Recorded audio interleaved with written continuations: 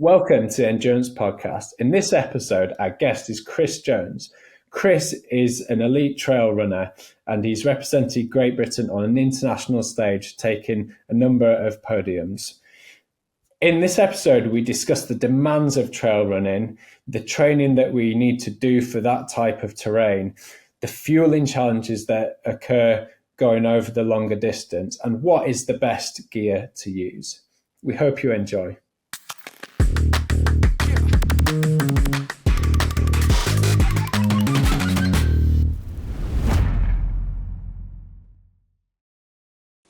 Welcome to the Endurance Podcast with myself, Alex Rhodes, and Dr. Tim Podlogar. How are we this morning, Tim? Hi, Alex. I'm great because it's sunny outside and we always I was start just with about to weather. say, the sun is shining for once in the UK.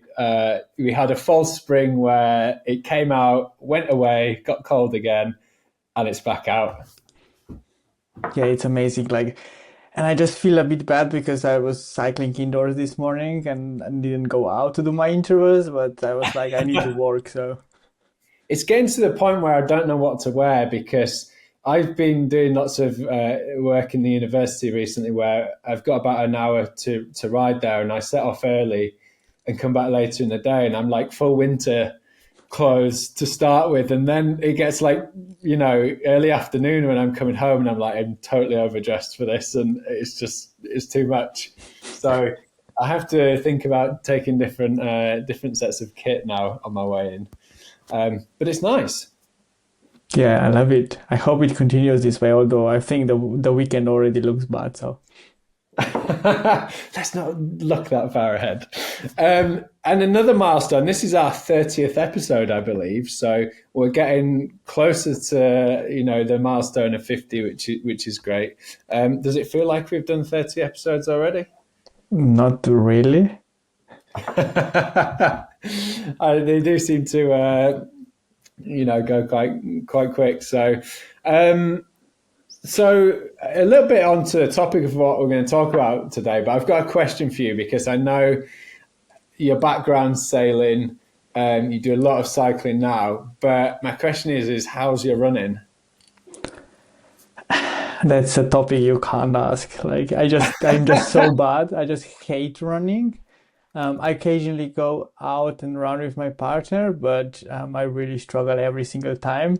I'm in a lot of pain, and even though my boss, Andy Jones, is one of the biggest names in the running world, I just can't stand running, so I stick to cycling. Do you think that's I don't know, it's a tolerance thing because I've got a funny story which is I suppose similar to that. So I spent a lot of years in cross country triathlon, did cross country racing, and running was okay. I wasn't too bad at the running side of things, and since the kind of partial retirement of that, having kids, I'm just pure mountain bike all the time, and have the odd occasional run over the past 2 or 3 years. But my partner, she does a lot of trail running, and it was her birthday the other day, and she was off work, and she's like, "Do you want to come out for a run with me?" And I was like, "Okay, it's your birthday. I should probably go out for a run with you." And I went out for an hour. Oh my God, my legs were in so much pain, and I couldn't move for about 2 days. So it's the stimulus and the mechanics and getting used to it. But I think the longer you spend away from it, it just, it makes you suffer that bit more. I was I was trying to get into running when I joined Bora Hansgrohe a few years ago. Like I was supposed to go to races, and I was like, well, on races I can't bring my bike with, so I need to do some other activity, and you can run in the morning before the start. And so I started training because I didn't want to get to the races being unprepared. And I've been running like for probably a few months, like two times a week, but the pain just never went away. So eventually just gave up. Oh dear. But on the notion of running there, I suppose in the cycling world that we often talk about, we've got lots of the spring classics going on at the minute. I mean, first of all, what do you think about Pogacar's performance at Strada Bianchi with him falling off and then chasing back and winning? Him being from your home country. Well, probably by the time this is published, he will have won Milano San Remo as well. So maybe he almost seems unstoppable at the minute. well, I don't know what to say. Like, yeah, it's just he's just that incredible talent, I guess, and one that doesn't get born very often, and just genetically just so much better than everyone else. Yeah, and so outside the cycling world, there's something going on at the minute, which I think is currently ongoing. I saw a little news feed on it this morning, which I might say in a minute. But have you ever heard of the Barkley Marathons? No. Some education. I see. I won't introduce our guest yet, but I see him smiling, and because he probably knows what that is. And I may not be 100% correct on this, but I'm going to try and explain the concept of it. But I believe it's over in America, and it's an ultra marathon that is 100 miles, and it consists of about, I think it's 5 20-mile loops around this woodland area, pretty hilly, pretty harsh terrain, and there's a 60-hour cutoff for this race. It's unmarked, so they get a map and they have to map their own way through this.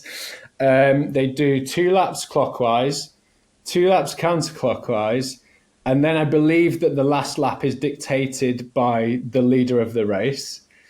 And along this, to verify that you've hit certain checkpoints, you have to find a book. There's a book out there that you have to tear a page out, which is your race number, and take it back to the laps. Now, this seems just incredible anyway. And in the world of ultra running, it's quite a famous event. But like the staggering thing is, I don't know what the elevation is, but if you look it up, it's pretty wild. But I believe only about 20, it's only ever been completed in that time limit about 26 times from about 20 runners since 1995 when it started. So, and it's probably worth a mention just on this, that Jasmine Paris, you might have seen this in the news last year, was the first ever female to complete it. And that was last year, and she did it so the cutoff is 60 hours. She did it in 59 hours, 58 minutes, and 20 seconds. And I remember seeing this on the news, and it's just incredible. And we may get onto talking about this with our guest, but I just wondered if it ever crossed your radar. No, that's too extreme for me. Like, I just. There is a fun run where you do 3 laps. Do you think you'd ever go to that? No. I think after 100 meters, I would stop.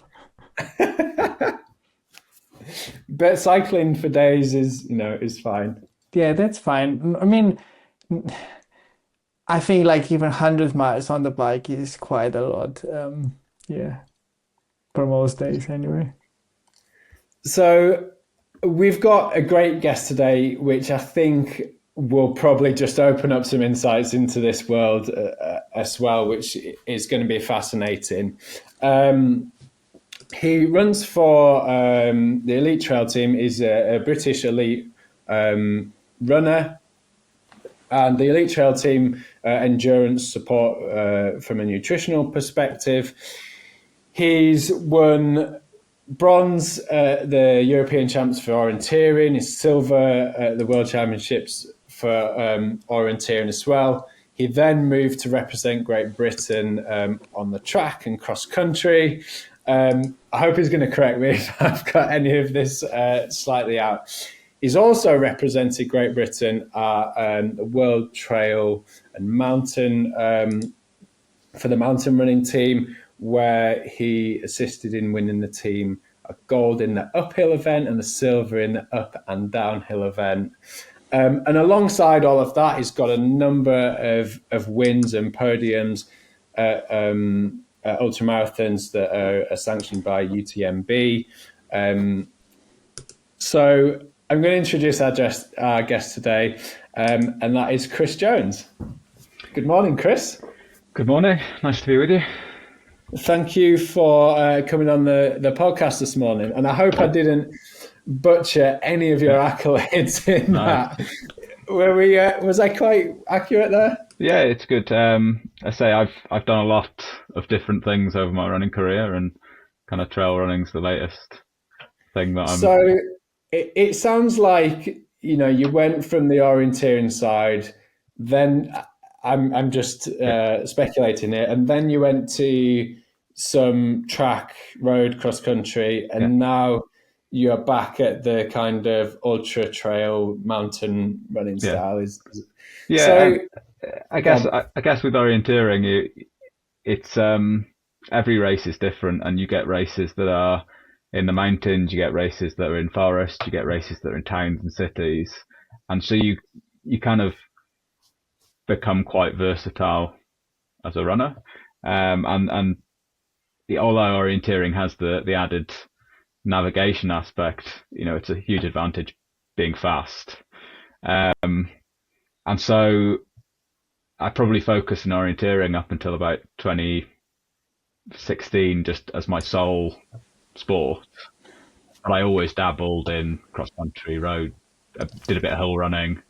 And from probably 2017 through to 2022, I was putting more focus onto the track and the cross country and the pure running side of things, but still orienteering. And then since 2022 I've really kind of dove into the trail running and much longer races. So that's the brief overview of my evolution as a runner. I once inadvertently, I've always been kind of active in the mountains and things like that as kind of growing up, and I inadvertently got myself into an orienteering race where I thought this was just a trail, a normal trail race, and I turned up on the start line. And in some of these races, in mountainous terrain, there's certain equipment you need, whistle, map, compass, etc. So I'm still on the start line, and it's about 30 seconds to a minute before the start. I realised that everyone's got their map and compass out. And I'm like, hang on a minute, this is a bit odd for the start of a race. And then it just dawned on me that I was in an orienteering race. So anyway, it was great fun and I totally enjoyed it. But kind of going back before that, what got you into running and what got you into kind of the off-road orienteering side of it? Yeah, so I started orienteering when I was very young. My parents went along to the kind of local orienteering races in Swansea, and there's quite a good kind of club scene through the summer. They'd have a summer league with local kind of events through the summer, and we went along and did that. And as a fact, there's courses for all different abilities and ages. So my parents would go out and do the longer ones, and I'd do the shorter, easier ones. And after a few years, I got involved because it's quite a small sport. If you're orienteering in Wales, you quite soon get into like the Welsh teams and for training weekends, and then you go along to competitions with them, and it just kind of developed from them taking me along to events to within a few years I was kind of nagging them to go along and take me places and compete in different places across the UK. So yeah, and obviously then that's kind of transformed over your career into different things. But do you find that you just gravitate towards that trail side? Is that kind of the thing that you enjoy? Yeah, I mean I love when I was younger, it was primarily the social side of it. You'd kind of meet people and you'd get friends in the sport, and then you'd want to go to races to see your friends. As a teenager, you want to go away and kind of, yeah, have that social side. But the more I've stayed in the sport, the more I've realized that my kind of primary motivation is just the problem solving aspect of it all. And orienteering's great for that, because there's so many kind of pieces to it. There's the fitness part, but there's also the navigation and trying to really dial in on how you solve that problem. And then once you realize that, actually, it doesn't matter what discipline of running you're doing. It doesn't matter if it's a track race or a, trail race or whatever. It's about, well, what are the demands of the race and how can I solve them, and how can I, perform where it matters. And that's the real motivation for me, is trying to do as well as I can against the demands of the race. It's yeah. Which is a nice segue, because you're part of the elite trail team, which, how did you kind of become part of that? And do you think that has certainly pushed things from a performance perspective, allowed you to unlock or, solve some of those puzzles in what you're trying to achieve now? Yeah, so I first met Doug, who's the kind of head coach of the elite trail team, in, I think it was 2023 at the Ultra Trail Snowdonia race. I was running the 20k race, and I actually raced one of his athletes in that race. And I was coaching myself. I coached myself for a lot of my running career.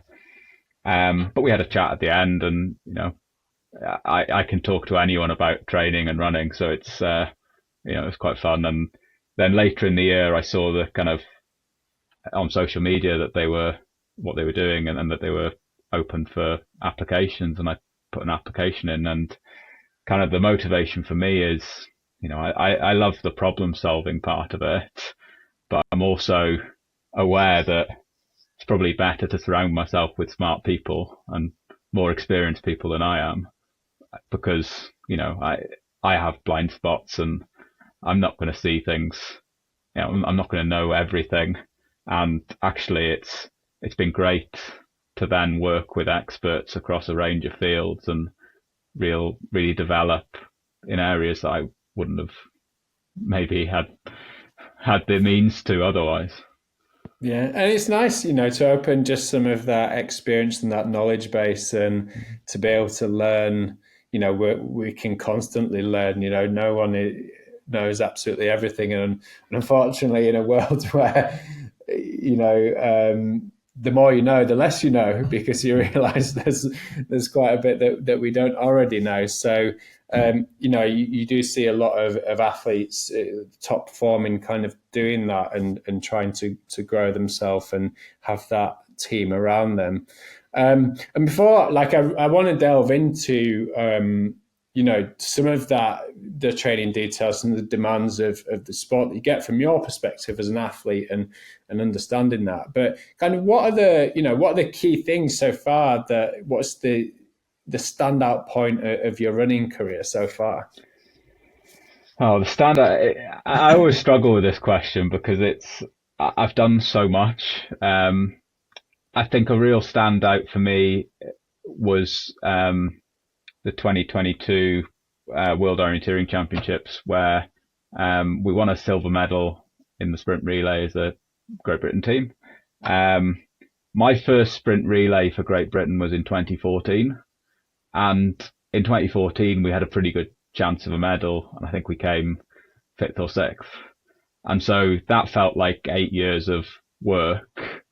And there's 4 people in a team who won that medal, but there's probably 15 people who over those 8 years had been in a sprint relay squad. So it was a real kind of culmination of a load of work. But then also, I think representing Great Britain on the track, and running the 10,000 meters, my 10k PB is 28:23.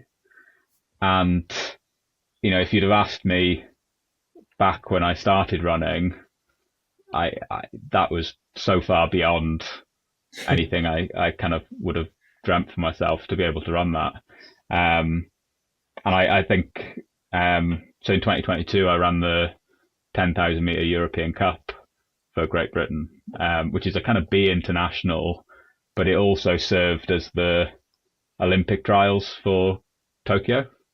Yeah. So I was in a team and part of the team with Mark Scott, who ran the Olympics, I think, and then Mo Farah, Emil Caress, Jake Smith, and some of these like huge names in the sport. And, you know, I wasn't competing with them really, you know.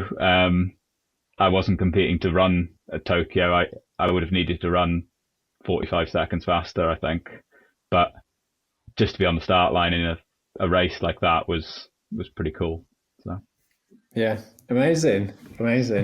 And so I kind of want to dive into that, you know, talking about, you seem very in tune in terms of physiology and the training side, and, you know, where that's taken you. But I think I kind of want to segue into more of the ultra and the trail side of things.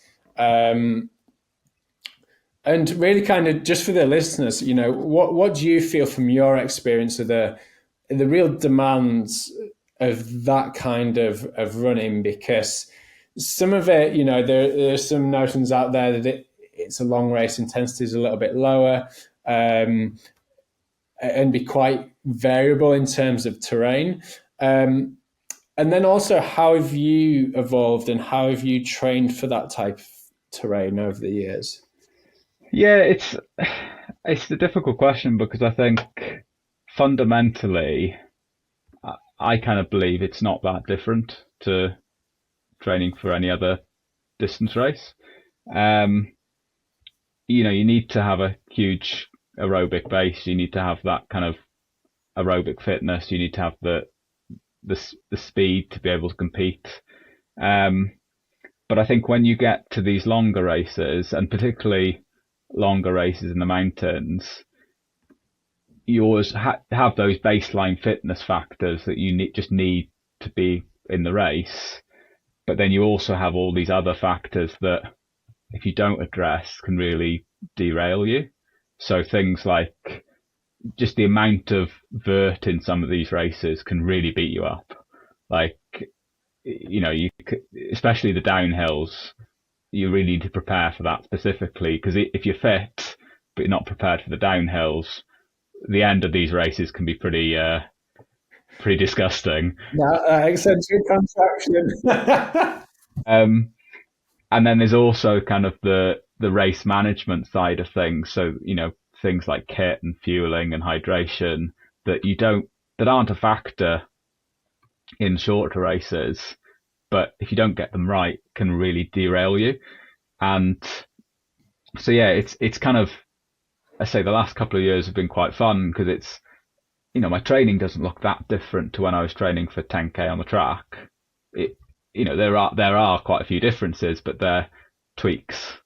But it's bringing in all these other factors that I now have to address that I didn't, and it's just building that kind of specificity in.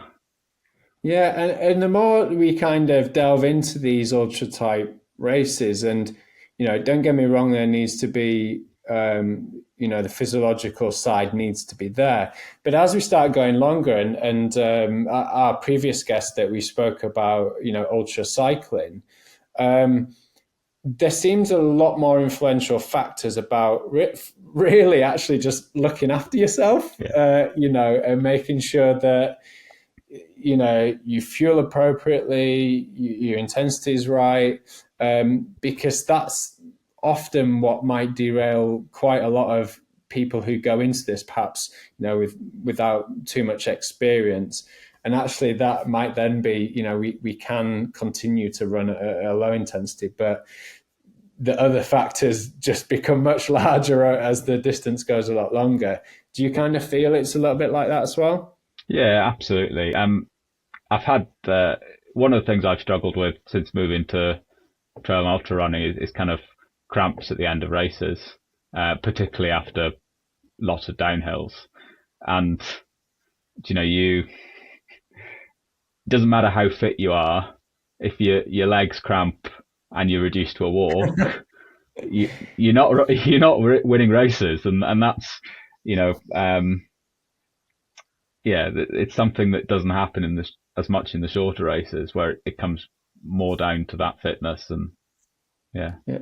So in terms of preparation, then you kind of tweak it. What, do you do? What specific things, if you're willing to share this with Yeah. the listeners, do you change in that way? Do you do a lot more downhill running close to the time just to prepare for that kind of stimulus? Yeah. So my kind of approach is mainly just well, the basics would be to get good volume, to get a good amount of intensity in the week. I'm a real fan of kind of threshold training, because it just, when I used to train on the track, if I would run at 5k pace, and similarly, if I'd run at that kind of hard 15-20 minute effort uphill, I fry myself really quickly. Whereas if I run at kind of a 1 hour effort, I can just do more in the session, and I can stack more sessions in the week without feeling like I need to, take it really easy and recover. I'm a big fan of kind of short strides and hill sprints, and just get the power side of things. So those are kind of the fundamentals of the week. Probably, I think I run something like 11 or 12 hours of running a week. And I've recently started cycling a little bit on top of that. So 3 to 5 hours cycling, just to up the volume. I'll probably do 2 harder sessions a week, or 2 harder days. I do a little bit of double threshold some days. I'll probably try and run some faster strides before my sessions, and then maybe another couple of days a week, and I'll do a longer run. And in that way, it really isn't that different to what I used to do for the track. Now, obviously for the hills and the trails, I need to put a lot more emphasis now on conditioning for those downhills. So the long run becomes quite important. I try to do a good amount of vert in the long run. As we move through the season now, I think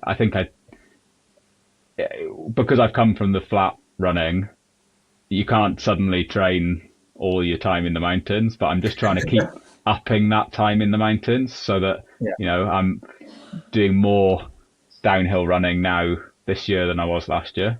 And in the lead up to races, we will specifically go out and run downhills hard in the long run, really to try and, beat up the body a bit and get those adaptations for kind of the downhill side of it. I do a lot more of my kind of hard stuff on hills now. I do it because I live in Dundee, which is not flat, but it's not mountainous. I do a lot of uphill treadmill and on the stair machine in the gym to get really long sustained climbs and condition the legs to that. And then, in the run up to races, there'll be a few really kind of specific efforts. So I like kind of 3 to 3.5 hours at a solid kind of race effort. Not a race effort for a 3.5 hour race, but a race effort maybe for a 5 hour race. Yeah. And just so you really are getting to that point in the race where, it's starting to bite. You're not doing a full race effort in training, but you're doing a good solid run to try and condition it. And it's an evolution, and it's just it's trying to keep improving. Yeah. Fantastic. And what, since you've joined the team, how has that impacted your training? Is it with other like-minded people in there? Is there knowledge share? Is there motivation for training? Is there anything like that comes along with it that has benefited you going into your season since joining? Yeah, it's absolutely knowledge sharing. It's within the team within the experts, but also within the other athletes. And it's a lot of these tweaks that I talked about, are from either Doug or from talking with other athletes, and just really kind of, I think with training, it's consistency, and it's moving things in the right direction on the long term. So it's been these kind of gradual improvements, and then it's a lot of the expert stuff is working with Charlotte, who specialises in sleep, and Rebecca, who's the nutritionist. It's about getting all the stuff outside of training to be a little bit better, and trying to kind of take away these, they might be small blockers or bigger blockers, and just try and just improve that kind of,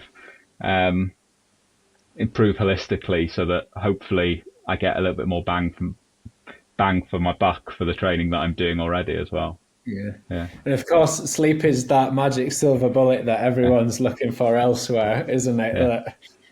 That's where all the good stuff's done. But it's really nice that you mentioned nutrition there, because I kind of wanted to talk about that, because I feel like certainly in the running world, there's some challenges there, especially as we go a bit longer. Is somewhat, I would say, a little bit more maybe straightforward when we're talking about ultra cycling, but ultra running has its own different characteristics, not only from carrying it to consuming what we need. But what I see more in the media base is that I feel like the ultra running side is start to explore some of those limits from a nutritional perspective in terms of carbohydrate intake, some of these other things that have been around. And I want to get Tim's take on this, because it'd be really nice to kind of see what we'd probably consider as textbook versus what you might actually do, because there is context to it and there's some challenges that might be individual to yourself or the terrain.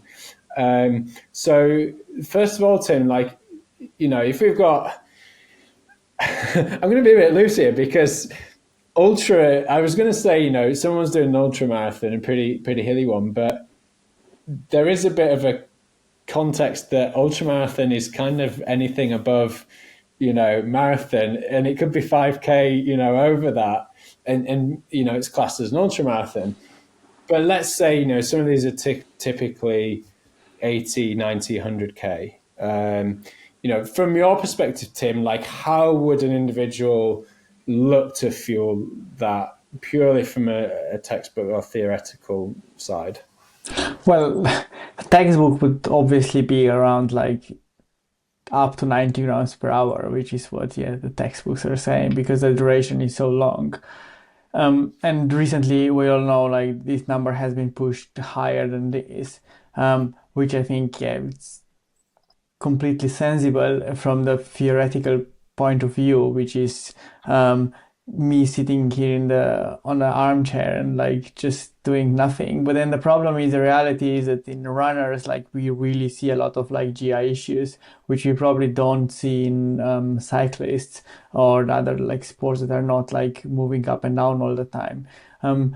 And I feel like trail running and running in general would be really getting these problems out. I guess in the past, the biggest problem was that the sports products were just not ready for this kind of high carbohydrate consumption. That over the years we probably improved the product to the point that we know what actually needs to be in the product, so we don't have things that don't need to be in the products, and we're really ready for basically being able to recommend 90 grams an hour or even more to elite athletes.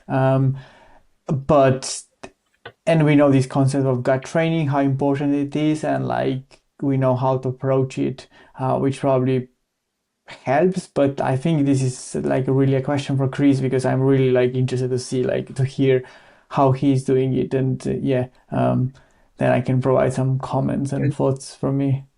And that's why it kind of interests me in a way, because we do start to see things where there's some studies and I suppose some case studies as well there where people have been going like 100, 120 grams, 140 grams. There's bicarb coming in there, and whether you've listened to anything from like David Roach, who is an ultra runner out in America, he's very transparent in some of his experiments or experimental approaches to that. So yeah, where do you currently stand, Kris, on that, and kind of what challenges do you face that perhaps dictate how you do that? Because there are lots of moving parts in this.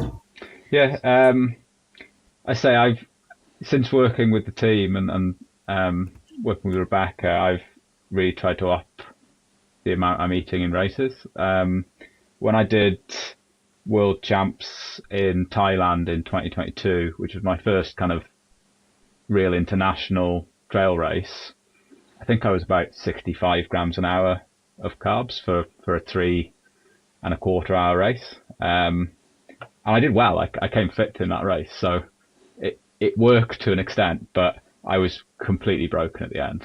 3.25 hours, absolutely destroyed.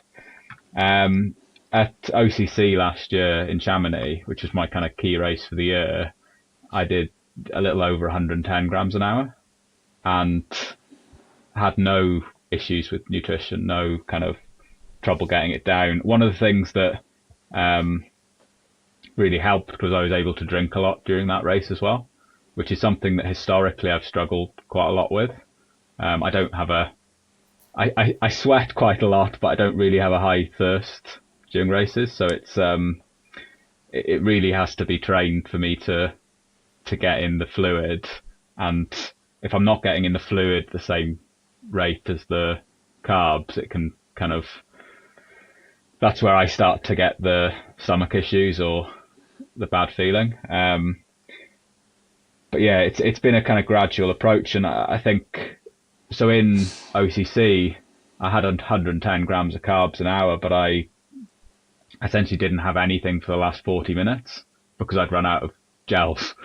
I'd eaten every gel that I'd taken with me, and that was what I had. So I think there's room there to maybe push it a little higher and maybe see if I can have a little more. But it's this gradual evolution of, if we can get more food in, get more nutrition in, can we keep a higher work rate throughout the whole race and essentially go faster?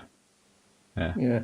And does that change between races? I mean, there's two sides to this. So a sense that limited access to water stations or aid stations, so a lot of time you're carrying your water, but also terrain and race length and weather.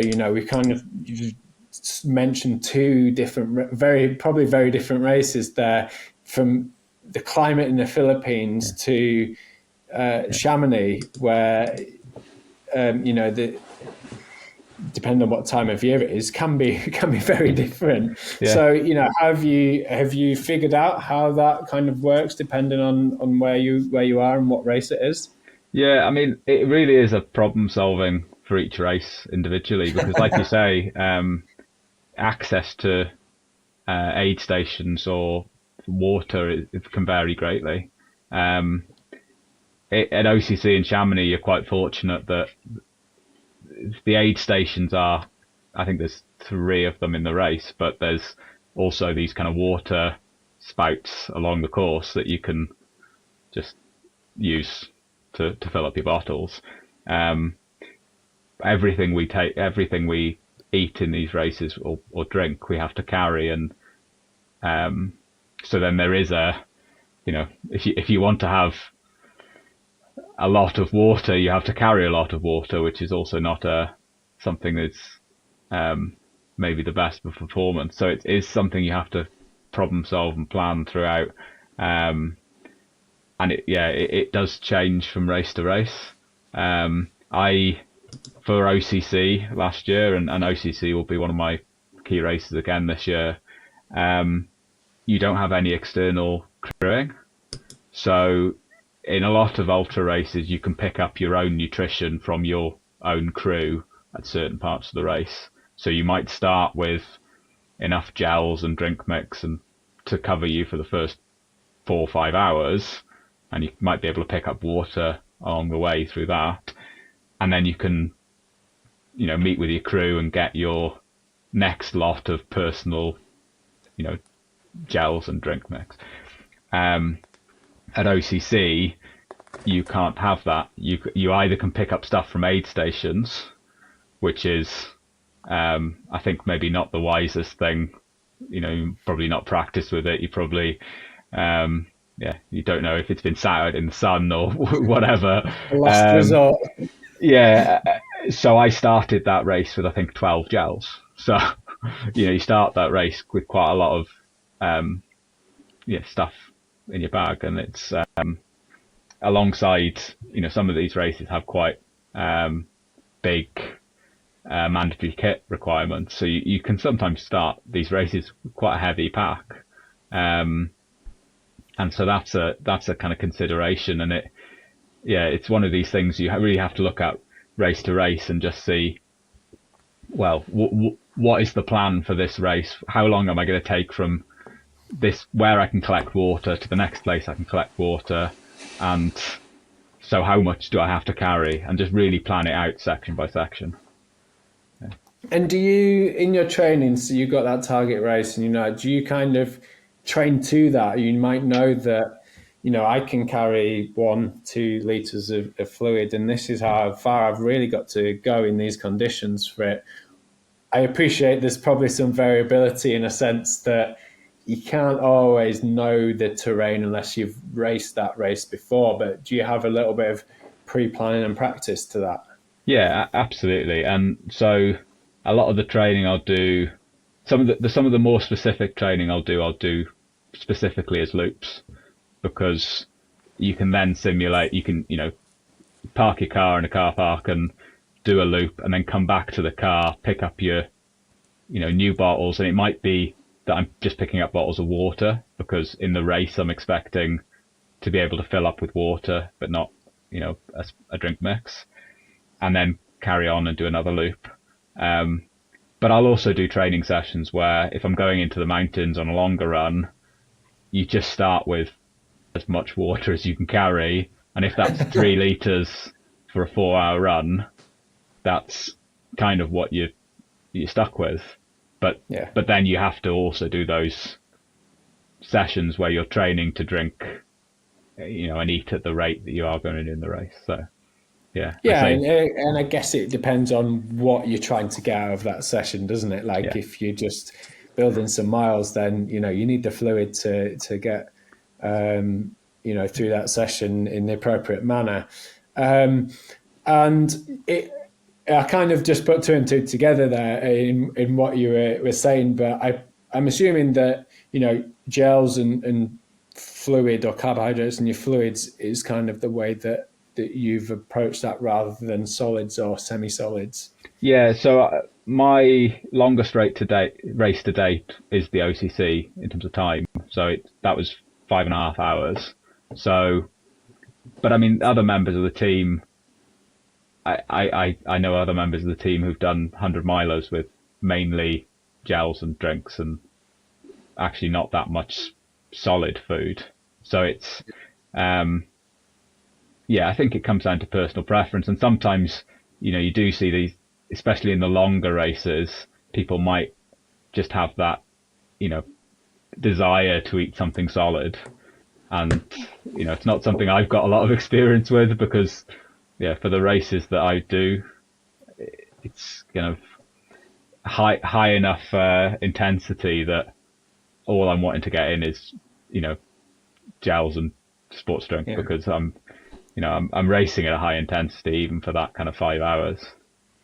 And that's what is kind of fascinating in the, there is an individual response to that. And if we look at, I know Tim's answer would probably be like, just use gels because they're the quickest to be absorbed, the best to administer. And but you do have that emotional, psychological side of how you're feeling as an athlete.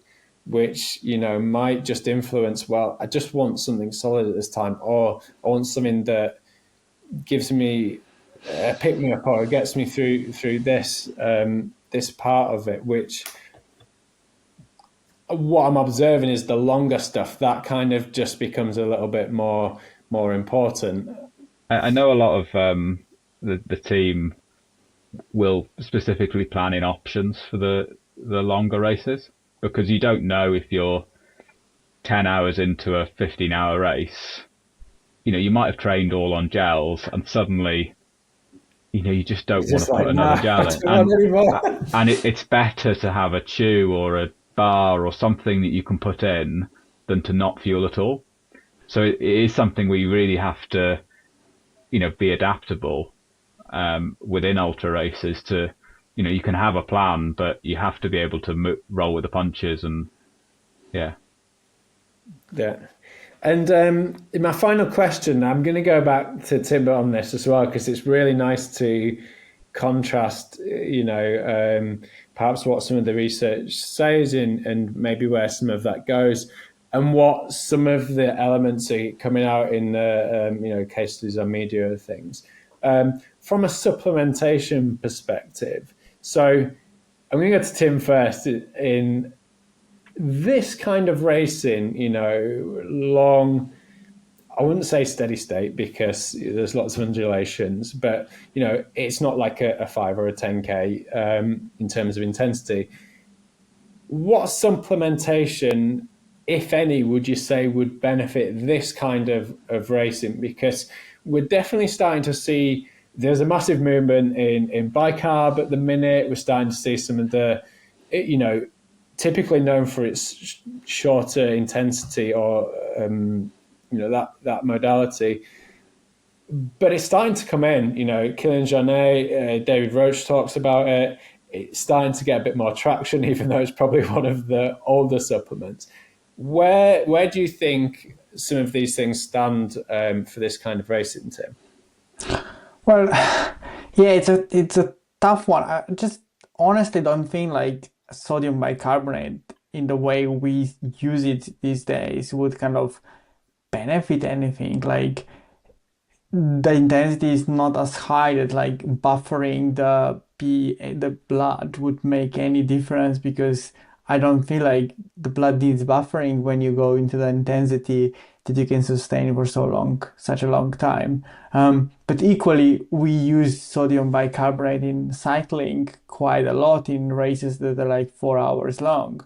So it's kind of like, yeah, I don't know the sport good enough to be able to basically judge and make a recommendation. But another point of me that kind of feel like that sodium bicarbonate can be useful before the start of the race is the hydration. If you think about it, it offers like hyperhydration kind of benefits, that you store more water, and that you are basically limited to having to carry a lot of stuff on your own.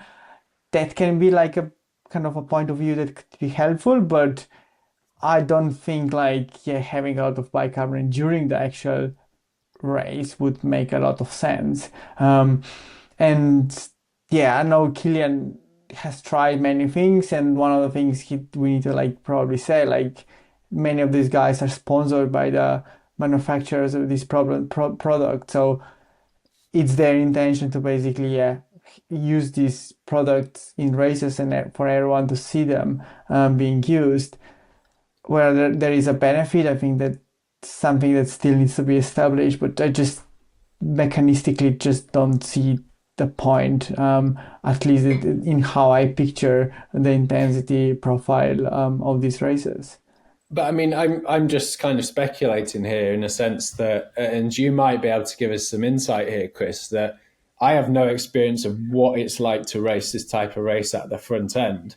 But, you know, could there be elements where, you know, do you go full tilt up the hills and then there's an element of recovery, which, you know, there perhaps might be some benefit there, or the load that you get on the downhills. Again, it's just speculation, but, you know, where do you kind of see this, Kris? And are you starting to see things merge over into the ultra side, or not? Yeah, I think it's an interesting one. It's something I've not used bicarb in races, but I've used a little bit in training. I think the interesting thing for me with any kind of the buffering or the high, something that's meant to help with the high intensity stuff is quite often in races, and even in some of the longer races, you'll be climbing at quite a high intensity. So certainly above your first lactate threshold, and then for my races kind of up to and around second lactate threshold. But the gradient of the climbs is constantly changing. And so you can get these short ramps that might be 30 seconds of really steep climbing. And so you do get these kind of like fluctuations in intensity. And my kind of thought process is maybe some of these things might help with that. Now I've tried a little bit of bicarb in training, and I've not used it in a race, which probably tells you a little bit about what I think of that. But it's something that I'm open to keeping trying and keeping kind of thinking about that area.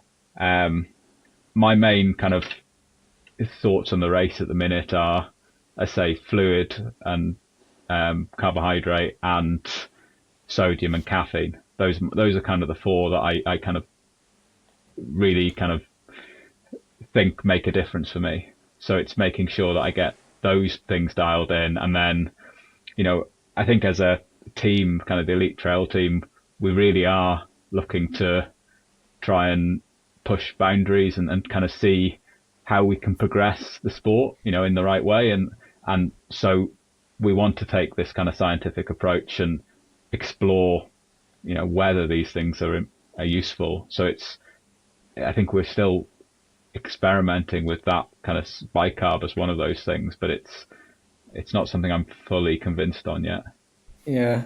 I mean, it is an interesting one, and I was listening to a discussion around it, and like you're saying, Tim, around there are some athletes that do push this through sponsorship and things like that. But in the case of Killian, there's a discussion around him taking it. He stopped and took some halfway around, and it's a bit like, well, why are you doing that? Is there a specific, last push, some high intensity bit? And again, not necessarily understanding the demands of the sport at your end, Kris, is like you just said, there might be sharp spikes, there might be something that can aid that a little bit, and you're looking at, small increments in performance there. So it's just interesting how that world's evolving, and sometimes the research just lags that little bit behind what the front runners are doing, and where that's going. So it's interesting to know. Tim, would you recommend anything else other than what Kris has mentioned? Probably not. Like, I feel getting the carbs in this, like, that's the most important here. Well, thing here, like, even the sodium, like, depends on the duration. Like, if it's probably below 4 hours, it's not like a massive deal. Whereas if it's above, then yeah, the hydration becomes really important. The sodium becomes important. But like, one of the things that sodium bicarbonate is sodium. So perhaps like one of the sources for sodium can be sodium bicarbonate, to get both. But again, like, it really depends on what type of products you're using. And I'm just, like, at the moment not convinced that adding sodium bicarbonate during the race would, make much. And I agree with Kris, like, caffeine is another supplement that definitely does work. Like, I don't know, like, in 5 years' time, perhaps somebody will come up with an idea to have protein to basically minimize the muscle protein breakdown. I don't know, like, this is just like me throwing out words.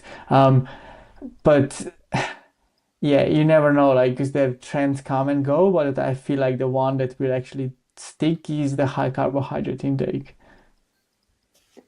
Yeah. One of the things, just to jump on the back of the sodium comment, is I find, for me at least, and I know that others in the team probably don't have this, but I find having sodium in the drink and the gels, which Nduranz have, actually just helps me want to eat them. I think having that slight saltiness, it just goes down better. And I think if you just have all sweetness, it's actually wears on the palate after a while. And actually having that, especially in a drink or in a gel, that saltiness just makes you want to eat and drink, which when you're trying to push these high amounts of fueling, it's really helpful, because otherwise it's hard to get that amount in. Yeah, and that taste fatigue, like you say, for some of those who do the longer stuff, that bit of taste fatigue over time could just be a bit like, oh, I'm just kind of tired of this flavor. Yeah. So just loop back on that then, just for the listeners out there, whether you're kind of going into your first, ultra long distance trail, or you're a little bit more of a season, what would your kind of top recommendation be from a fueling perspective, from your experience? Is that me? Yeah. Yeah. I think just practice in training. Try and get in a good amount of carbs. Now, for me, that's a certain number, and for anyone else, that's going to be a different number. But try and get in a good amount of carbs and practice that in training. I think have a plan, because these ultra races, you will have to adapt, but it always helps to have a plan to start with and have the right products there so you can use it. I'd always suggest that you kind of plan to use more of your own nutrition. It's really easy in ultra races to try and rely on the aid stations, but you often don't know what's going to be there before the race. And I say you want to be adaptable, but I don't think you want to be that adaptable maybe to be making your plan up on the fly. So just try and train it and practice it in training, be consistent with it, and just try and improve as you go along. Just keep making improvements to your plan. I think that comes down to the good old coaching saying of control the controllables, in a sense that, if you can carry your nutrition that you've practiced with and you've used, then do that. Yeah. Don't risk that slice of orange that's been left on the aid station for some time. But, it's like, it's fascinating to see how that, how you adapt that, how you adapt some of that nutrition, because there is a lot of context involved in it, and we don't necessarily always see that or get to, hear from people like yourself. I just kind of want to finally touch on the last few bits, because I also think that this is, probably an important part of the ultra side of running. But what are the key bits of like gear that you use? Because, there's a bit of debate of whether some use running poles, you've got to carry them, what kind of, vest you're using, and something that then can also support you nutritionally throughout that race, because you've got, different volumes of bags and things like that. Yeah, I think kit is a really interesting one. It's one that certainly me coming into the sport, I've learned a lot over the last couple of years just in terms of optimizing that kit. But I think start with a bag, or for certain races you might be able to get away with a belt if there's sufficient kind of aid stations to refuel and the kit list is small enough. I always prefer a bag because you can carry a litre of water more easily. But get a bag that is fits and comfortable and can fit the mandatory kit for the race. Now I've got a couple of options, because some races the mandatory kit's bigger and sometimes it's smaller. Practice with the bag.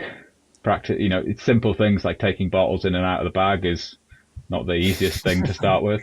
And then with the mandatory kit, I say go through the kit list, make sure that you've got everything, make sure you know how everything works, make sure you're comfortable using it, particularly in kind of emergency situations, like, in a race like OCC when I think it was 30 degrees last year. So on the kit list is a waterproof jacket. Now, on a 30-degree day, I'm taking the lightest waterproof jacket I can take because I don't see many situations where I'm going to make too much use of that. But then for a race like the Arc of Attrition in January on the South Coast, I might take a heavier waterproof jacket just in case, because you have to be comfortable that if you are going to use this equipment, it not only needs to pass the kit check, it needs to also be something that's going to be useful to you. And then poles is always an interesting one. I think they can be really useful, particularly in steep long climbs. So stuff you get in the Alps where you get 1,000 meters of climbing in a single climb, and you're not taking them out and putting them away a lot. You really need to practice them.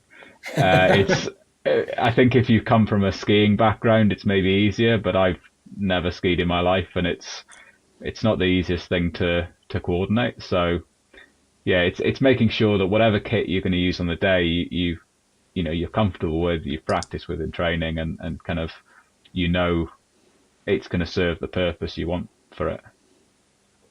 Excellent. So thank you for that. And kind of just, I'm not going to hold you accountable to this, but just to kind of finish off, what are your goals and aspirations kind of looking forward, whether that's, short, medium or long term? You've obviously mentioned OCC as being a prime target. Is that what your main focus is on at the minute? Yeah, so I've got 3 kind of goal races this year. So I'll do the Ultra Trail Snowdonia 50k in May, and that's really as a kind of preparation for the 2 big races later in the year. Ultra Trail Snowdonia, the 50k is, I think, 55k and 3,500 meters of climb, which is very similar stats to OCC, which is in August, which is my next race, which is similar in kind of stats, but it's a little more runnable in Chamonix. And then at the end of September, I'm doing the World Trail and Mountain Running Champs in the short trail, which is 40k and 3,500 meters. So it's steeper, but a bit shorter than the other 2. So it's really about doing the best preparation up to Ultra Trail Snowdonia,